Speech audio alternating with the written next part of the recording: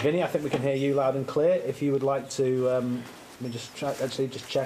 Yeah, Vinny, do you want to just say hello to check we can hear you? Hello, you can hear me, mate. Perfect. You've got the first two questions, Vinny, and then we'll go around. Sound. Hi, Jürgen. Hi, Vinny. Is this a situation when you're trailing by 2 goals where you've got nothing to lose and everything to gain, and that can work in your favour on the night? When you're 3-1 down, it looks like you're already out. That means you have not a lot to lose, let me say it like this. And yeah, so we will give it a try. I think that's the job we have to do, and that's exactly how we will go for it, if you want. It's a result which showed the result of the performances of the night. They were better than us. We were not as good as we should have been or could have been. But it's the first half of the leg, and so, yeah, that's it. You spoke also last week about creating your own atmosphere at Anfield. So what is the key to that? Oh, we have to, because everybody now, it's not the first interview I have, obviously, today, and everybody's about our comebacks in the past and what's with supporters and stuff like this. That's true. But that's a lot of problems we have, or we will face before we have even a chance to win that game. And that's actually the idea, that we try to win the football game tomorrow night. It's just one extra problem. No supporters in the stadium. So the result is a problem, the quality of the opponent is a problem, and then obviously that the stadium is empty is a problem as well. So now I can hear me twice, that's great. Sorry, it's okay. Oh, good. Yeah. Good, okay, finished, yeah. Vinny, we'll go to Samer Shoot from PLP for one, and then we'll go around. Hi, Jürgen, nice to see you. Just a quick one on Trent Alexander-Arnold, if you don't mind. It's pretty clear that he's been working extra hard over the past couple of weeks. Is that what separates the world-class players from the rest? The ability to raise your game, raise your standards after a setback? Yes. Yeah? Yes, actually, what you always expect from each player. But look, it's a little bit of a problem for me to answer the question, because it always looks like he didn't play well before. And I really don't. We don't play a brilliant season. We know that so far. But Trent had a difficult start from a specific moment. He played a really good season. Did he play exactly as good as he could have played or played in the past, stuff like this? I don't even know 100%. But then it started a discussion, and he raised his game after that. He had assists for us before that. Yes, it's a special situation. He reacted really well, and that's important. But it's not that he was in a dark place and had to lift himself out of that. He just didn't get selected for England. That was all. Okay, thank you, Sam. We will go to Ian Kennedy from the BBC, and then James from TalkSport. Ian. Hi, Jürgen. Hi. Jürgen, you've been in this situation before, obviously, and I know other games are in the past now, and people will reference the Barcelona game, for example, but is there anything that you yourself would go back to in terms of the run-up to that game, something maybe that you said in the dressing room before the game that can be useful for this game? Oh, much more than the Barcelona game is useful, we'll see. But we played years ago, I don't even know when it was, but with Dortmund against Madrid. We lost at Madrid 3-0. We played not good. Madrid was clear better that night. German journalists asked me afterward if it's gone already, and I had to say, probably, but what shall we do? We have to play the second leg as well. So that was the situation. After 37 minutes in the next game, we were 2-0 up. It stayed with 2-0, by the way. So we didn't go through. But football is football, we all know that, and there are a lot of things possible. But first and foremost, I understand that we speak now about result, obviously, but for me it's only much more important is the performance. We have to play like ourselves. We have to play as good as we can. We have to try to win that game, and just that. And then we will see what the result where the result leads us to. So winning 1-0 would mean whenever we score that goal, we have a minute or 5 minutes or 10 minutes time to try to get the second goal and all these kind of things. But and for that you have to really, and that's really important with the quality Madrid has. You have to defend on your absolute highest level, what we didn't do the other night, and that's why this is as important as the other things. It's about winning football games always, and that's the target for tomorrow night. If that will end up in a comeback or not, I have no idea, but I never had before. It's just we have to bring ourselves in a mood that we start believing in that again. If that happens, if we can see it, that it's possible until tomorrow night, then we have a chance, but it's still incredibly difficult.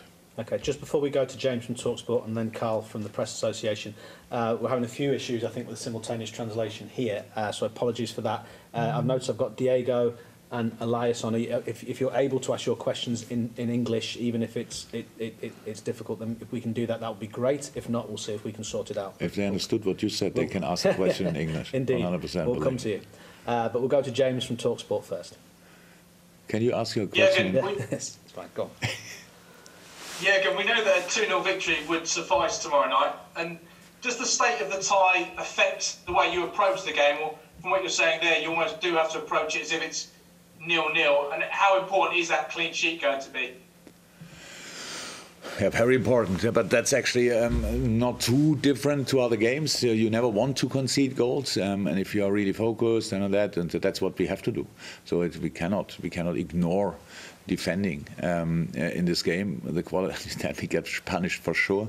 I have no idea if anybody in the world can deny Real Madrid from having any chances. So they beat us a week ago. Yes, we were not good, but a few days later they beat Barcelona in a very important game as well. So they are obviously in a good moment, and we have to deny that, and we have to defend on our highest level, and then we have to create as well. So that's it. It's nothing different really, but of course it feels always different. Like, yes, it's all this game starts with 0-0 anyway, but if they would go 1-0 up, whatever, then in a normal game you have to score 2 to win it, and to score 1 to get a point, the point wouldn't help, 2-1 wouldn't help.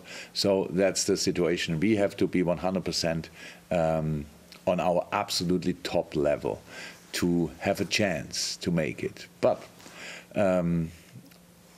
that's possible that we are at our 100%, so we should try it. Okay, thank you. We go to Carl Markham, and then we're going to try Diego and Elias, but we'll go to Carl Markham first. Hi again. Hi. You said last week that you didn't want really to be known as the comeback kings for games, for reputation you've got. But I'm just wondering, tomorrow is exactly 5 years today since that Europa League comeback against Dortmund, and obviously the Barcelona one features heavily. Do you use any of that as motivation for your players in the preparation?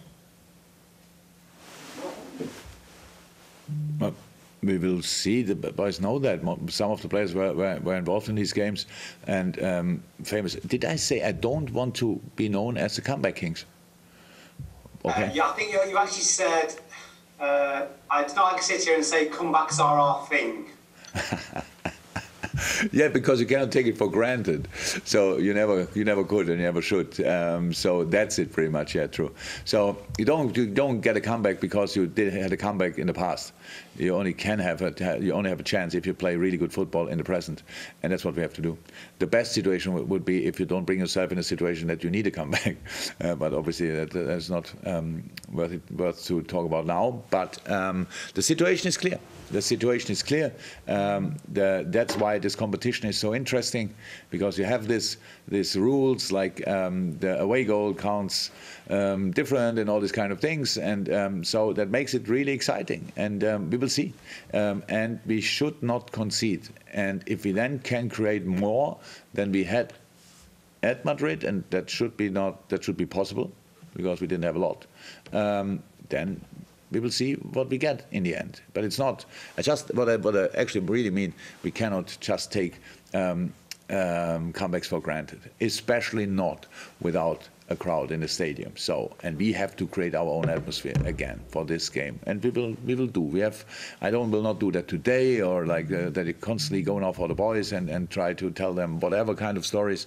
No, we have tomorrow a full day, one session in the morning, light session, and then a full day to prepare us from a atmosphere point of view.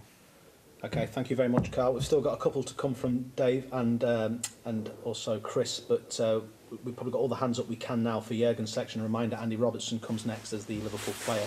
We're going to try Diego Plaza, if possible. Diego, see you sat in your car. Are you okay in English, or do we need to try the headphones? In Spanish, please. We can try these. Okay. There we go. Yes, it works. We can hear you. Fire away, Diego. Okay. Buenas tardes, Jürgen. Diego Plaza del Chiringuito. Zidane dijo tras ganar al Barcelona que estaban al límite físicamente. ¿Usted cree que esa puede ser una de las claves a su favor en el encuentro? ¿Plantear un partido físico con una presión alta e intensa desde el inicio?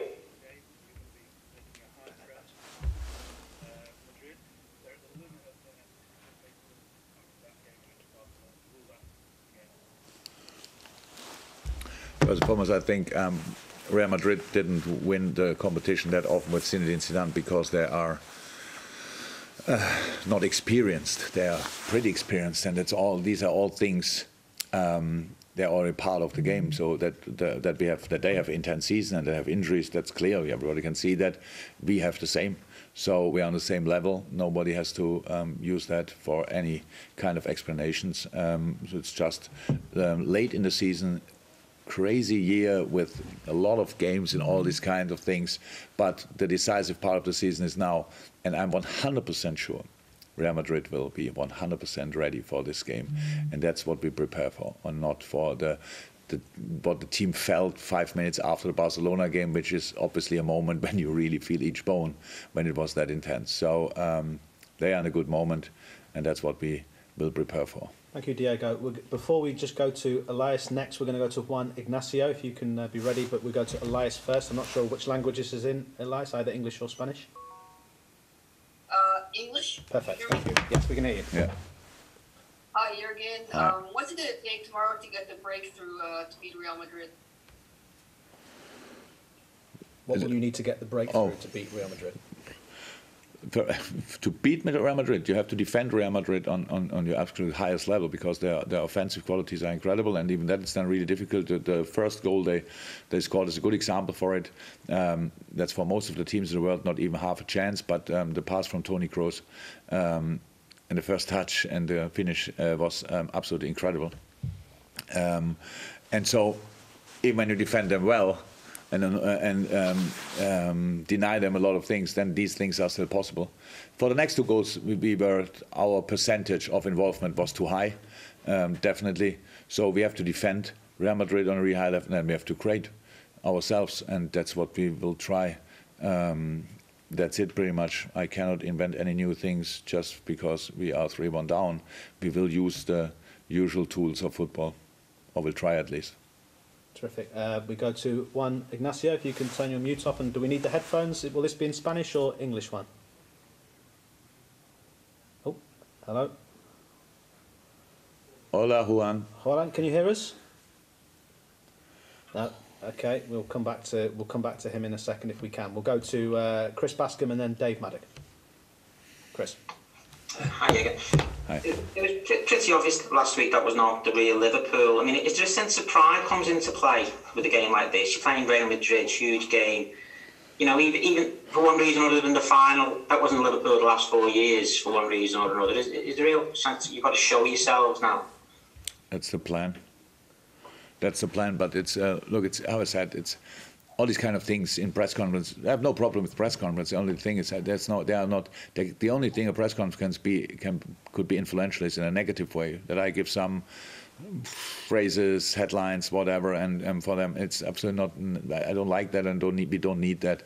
I'm already completely in the mood for the game, and that means whatever we want in this tie, we have to show tomorrow night on the pitch, and not me here or Robbo later in the press conference or whatever. It's all about tomorrow night on the pitch. That's it. Thank you, Chris. Dave Maddock and then Neil Jones. Dave.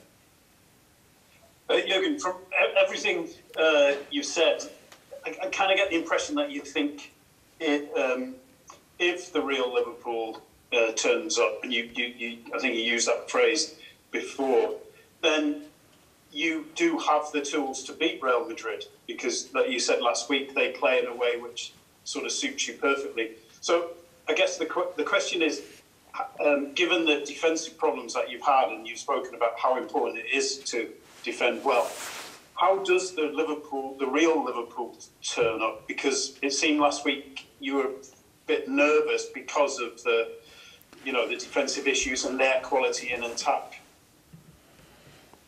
Yeah, so it's a difference to watch Real Madrid or to play Real Madrid, I have to say. So because the quality of the individual quality of the players is really high. If they obviously want something desperately, what was the case that night, and how I said, the first goal was a genius long ball in between two defenders, really difficult to defend. You are either way in the right spot or not. That's pure luck, and you can defend it, or in the end not anymore, how it was in our case. But the other two goals, we just didn't defend well enough. So the one goal, it was obvious, and the other goal, it's not about our defensive problems. If they have a throw in around about 15 yards in front of our goal, and they throw the ball there, and there's no challenge until they finish the situation off, that makes absolutely no sense. And it starts already with that. So we have to change that. Why we were that night not exactly in the shape? Were we nervous? I don't know. The quality and the was quite impressive in the game, to be honest. But again, you only can stop them doing from what they are good at by doing the stuff you are good in on a 100% level, and that's what we didn't do that night. But if you do that, then everything comes to level, and then it's a much more interesting, exciting game. And that's the plan for tomorrow night. The plan for us is to try to win the football game. So, and of course, when we drew Real Madrid, nobody thought, oh my God, we shouldn't even try. But of course, and when we are really good, then we can beat Real Madrid. But we have to be really good for it. And that's the plan now for tomorrow night, that we really try exactly that. And if we can win the game, then we will see which result we have. Is the 4-3, doesn't help a lot, would be still a win. If it's a 2-1, it's not enough, but close enough to maybe score the third one. If it's a 2-0, it will be enough. So these kind of things, I don't know in the moment, but what we have to do is pretty clear. And everybody who saw us playing well knows what we have to do in these moments, because that's exactly playing like our best selves. Thank you. Right, Juan, we're going to try you again. We've put you back on mute because we could hear you tight right there. If you'd like to unmute and ask your question, and do we need the headphones? Juan? Hola, Jürgen. Yes, please. Bear with 1 second. Buenas tardes. Buenas tardes. Juan Ignacio García Ochoa del diario Marca. Yo quería preguntarle por Vinicius Junior. No sé si les sorprendió en la ida, es un jugador que habitualmente no marca muchos goles, si les sorprendió su rendimiento en la ida y se ha preparado un plan especial para frenarle mañana. So I couldn't hear it now, but probably somebody can tell me later. I'm not sure if we can actually. Phil, do you want to try that one more time? Now I think now I hear you. Yeah. Hola, Jürgen. No, it's okay. One, do translation. Yeah, now I hear you. Quería preguntarle por Vinicius Junior. No sé si les sorprendió en el partido de ida su rendimiento a usted y a sus jugadores, y si para mañana han preparado algo especial para frenar su velocidad.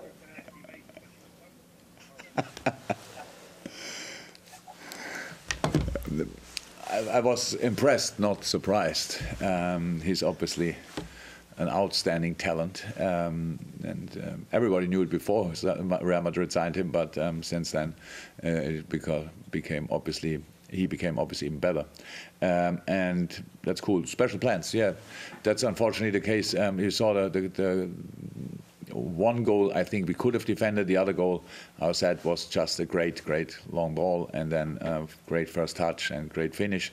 So yeah, we tried to avoid the passes in his direction, which is a big task actually. But impressed, yes. Surprised, not. Okay. Final question to Jurgen Klopp, and then Andy Robertson will be in a few minutes' time.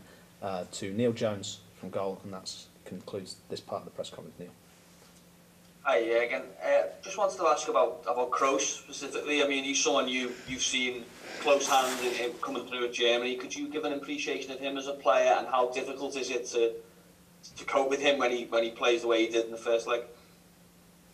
Oh, one of the biggest talents in German football for a long time. He's a great player since very early, when he was really young, pretty early, signed for Bayern, got a loan for Leverkusen, came back to Bayern, played incredible stuff there, made then a kind of a brave move to Real Madrid, and became there one of the most successful club footballers in the world, with Germany together, world champion as well in 2014. So obviously quite a successful career so far, and not really old. I'm not sure, Tony might be 29, something like that. So there's still a lot to come. Quite a nice person as well, really relaxed fella, and so we don't know each other really well, but I appreciate him obviously for years already, or admire him already for years, because he's just a wonderful football player. Yeah, that's it pretty much. So, and his skills are obviously, it's like I'm not sure if you know Bernd Schuster, but there was another German player who played quite successful in Spain. It's a similar player, but Tony is probably even more dynamic, quicker in all the things he's doing. Maybe not a sprinter, but quicker. So a guy who is really difficult to defend, because he can change the game from really deep areas. And when he is higher up the pitch, then he is still the eye for the pass through the gap, or for a proper finish from distance. So yeah, nice package, to be honest. Fantastic. Thank you, everybody. And Andy Robertson will be up next, and thanks for bearing with us for that. That's you, Ross. Thank you. It was a pleasure. Yeah, thank you. Bye-bye. Thanks, Josh, for shooting.